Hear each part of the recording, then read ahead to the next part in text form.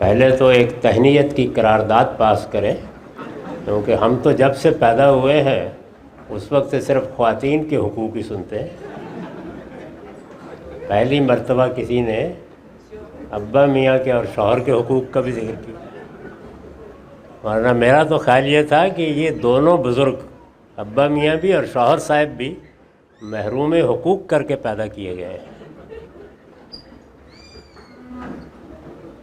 دنیا میں بعض اوقات انتہا پسندانہ نظریات پیدا ہو جاتے ہیں، وجہ ہوتی ہے اس کی۔ اس میں شبہ نہیں ہے کہ عورتوں کے ساتھ بڑی زیادتی ہوئی ہے بعض معاملات میں۔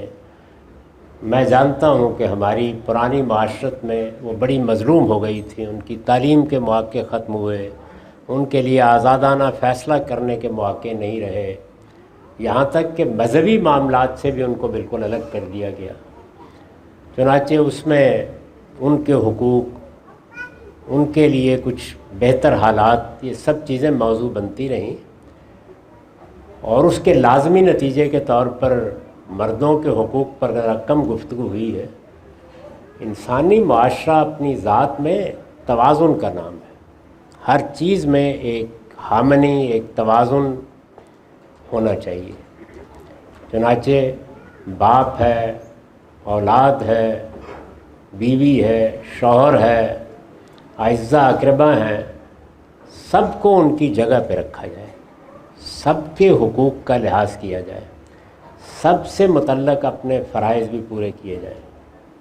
کبھی کبھی خواتین بھی ذرا کرم سوچ لیا کریں کہ میاں صاحب کیا مشقت اٹھا کے گھر واپس آتے ہیں، اور بچے بھی کبھی سوچ لیا کریں کہ صرف اماں کے پاؤں کے نیچے ہی جنت نہیں ہے، ابا کے ہاں بھی کچھ جنت منت ہوتی ہے۔ تو ضرور سوچنا چاہیے اس پر۔ مرد بھی بڑی مشقت اٹھاتا ہے، ہم مرد بیان نہیں کرتے، بس جو بیان نہیں کرتا اس کا حال وہی ہوتا ہے کہ جو روتا نہیں اس کو کوئی دودھ بھی نہیں دیتا۔ تو میرا مشورہ یہ ہے کہ اب آج ابتدا ہو گئی ہے، یہ غالباً کسی نے اچھا سوال کر دیا ہے، تو مردوں کے بھی کچھ حقوق پر گفتگو کرنی شروع کریں۔